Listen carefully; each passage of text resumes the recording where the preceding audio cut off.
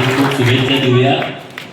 या शुभेच्छा देण्याच्या कार्यक्रमाच्या निमित्तानं उपस्थित आपल्या जतचे नगराध्यक्ष माननीय डॉक्टर रवींद्र अरळी साहेब, उपनगराध्यक्ष माननीय विक्रमदादा तार, नगरसेवक माननीय परशुभैया मोरे, माननीय गौतम आयवळे नगरसेवक, माननीय प्रमोद हिरवे नगरसेवक, तरुण युवा नेते माननीय नगरसेवक मिथुन भिसे, माननीय विकास माने, शरीरानं तिकडा आहे, मनाने इकडा आहे, माननीय अतुलदादा इकडे आहेत उपस्थित, कोळी सर आहेत मनसेचे, आणि सर्व फिरोजबाईवरती प्रेम करणारे सर्व मंडळी मोठ्या संख्येने इथे उपस्थित आहेत। तर सिद्धगी आमचा खूप जवळचा सहकारी आहे आणि माझ्या विधानसभेच्या वेळेस तो खूप सगळीकडे मोठे सगळे त्यांचे मित्र मंडळी सगळे फिरले आणि फिरोजबाई नगर परिषदेला इच्छुक होते, मागे ते थोडक्या मतामध्ये हारले होते। आता त्यांची अडचण अशी झाली की त्यांना काँग्रेसमध्ये उभा राहिलो ते तिकीट देणार, आम्ही म्हणतोय तिकीट घ्या तर त्यांना भाजपचं तिकीट घेता येणार, तर अशा कचाट्यात ते सापडले होते। शेवटी ते अपक्ष निवडणूक लढले आणि खरं तर मला त्यांचं कौतुक वाटतंय, अपक्ष नगरसेवक जत मध्ये निवडून यायचं हे येड्या गाभाड्याचं काम नाही। परंतु निवडणूक अशी फारुखभाई आलेल्या ज्या तर निवडणूक अशी अटीतटीची होती आणि अटीतटीच्या निवडणुकीमध्ये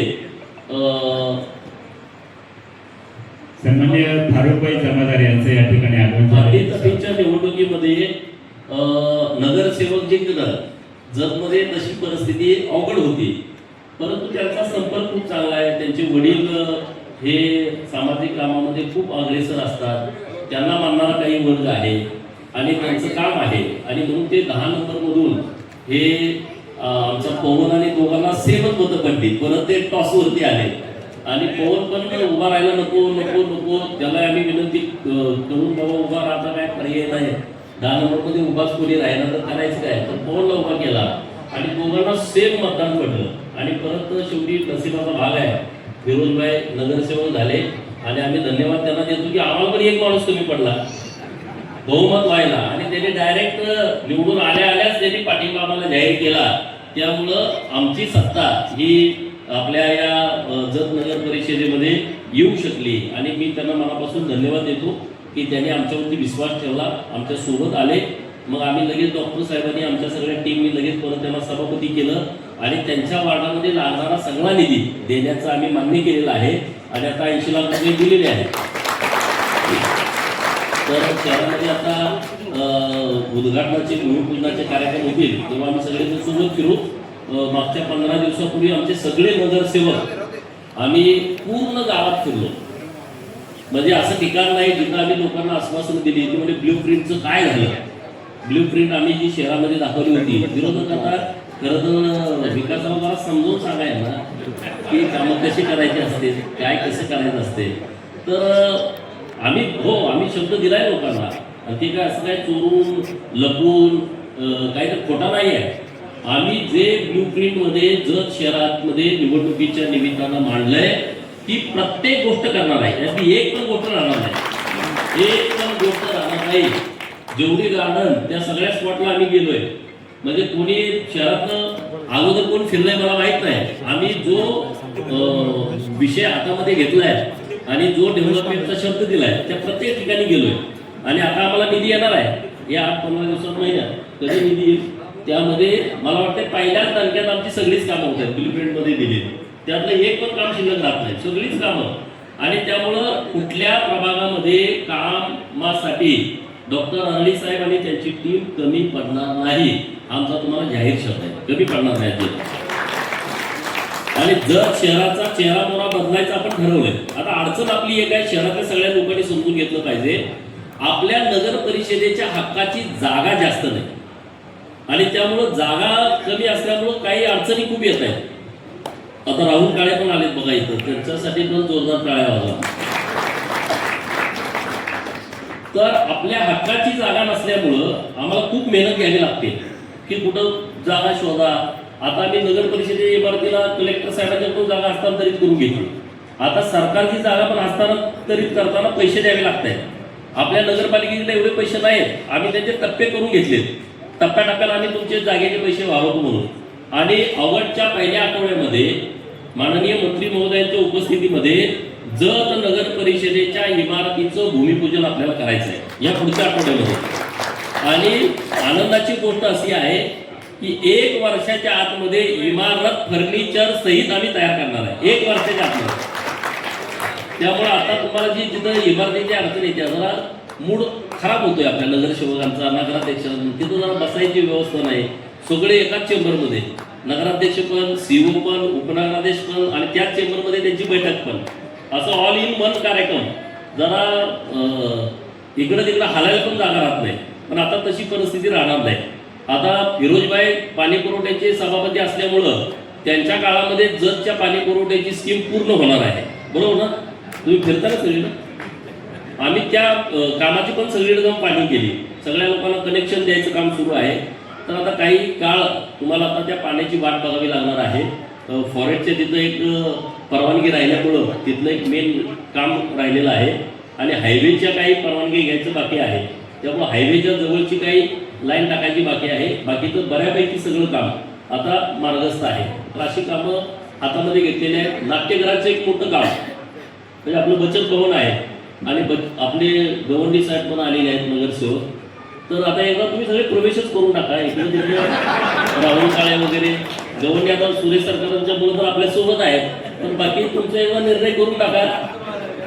त्यांना पण एकदा तिकडं एकदा इकडं, तिकडचे म्हणजे तुम्ही तिकडं काय केला त्यापेक्षा एकदा अधिकृत येऊन आपण जत शहराचा विकासाच्या दृष्टिकोनातून आपण सगळेच कार्यक्रम आपण हातामध्ये घेऊया, म्हणजे कुठली अडचणच राहणार नाही. तर आता जो नाट्यगृहाचा विषय होता, जागा आपल्याकडे कमी असल्यामुळे ती जिल्हा परिषदची जागा आहे, बचत भवन. आणि मग सरदार पाटील आणि आपले जिल्हा परिषदचे सदस्य यांनी मागच्या मीटिंगमध्ये जिल्हा परिषदच्या हा विषय मांडला की आता जत शहरासाठी नाट्यगृह करण्यासाठी जिल्हा परिषदनं ही जागा नगर परिषदेला द्यावी. आणि आनंदाची बाब ही आहे, सांगली जिल्हा परिषदनं आपल्या नगर परिषदेला बचत भवनची जागा देण्याचा ठराव हा मागच्या मीटिंगमध्ये घेतलेला आहे. आणि त्यामुळे आता आपल्याला नाट्यगृहासाठी सुद्धा आता पुढच्या काही दिवसामध्ये पैसे उपलब्ध होतील.